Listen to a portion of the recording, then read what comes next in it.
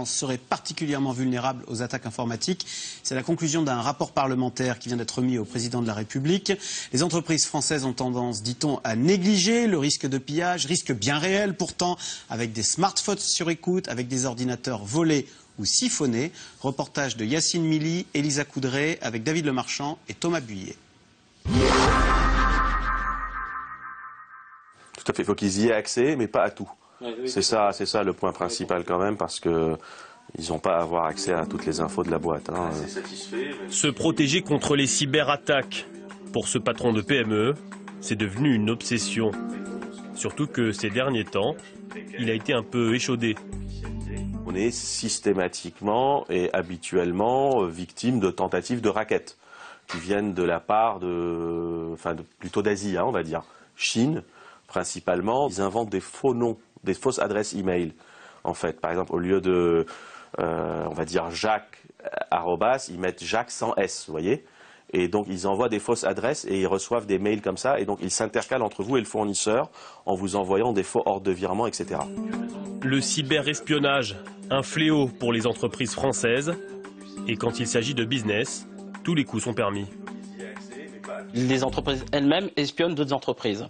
Pourquoi? Pour pouvoir avoir en effet des éléments sur des prix, sur des brevets, sur différents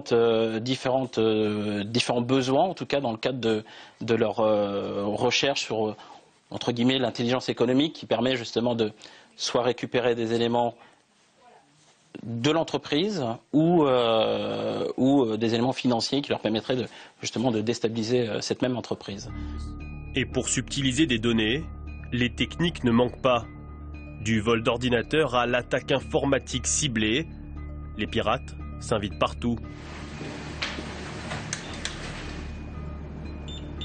Et le plus souvent, ils sont invisibles.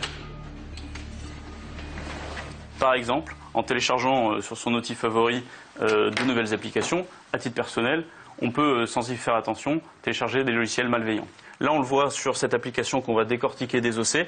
On identifie tous les appels système qu'ils font et certains qui peuvent être de nature frauduleuse. Ici, on voit en fait que l'application récupère les contenus du SMS et tout l'historique de contact et de navigation, par exemple d'un PDG ou de la personne qui aura téléchargé cette application.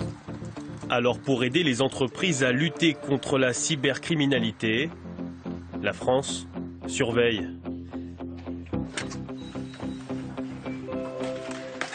Bien, ben voilà, nous sommes ici au sein du centre opérationnel de l'Agence nationale de la sécurité des systèmes d'information, donc l'agence qui gère les questions de cybersécurité en France.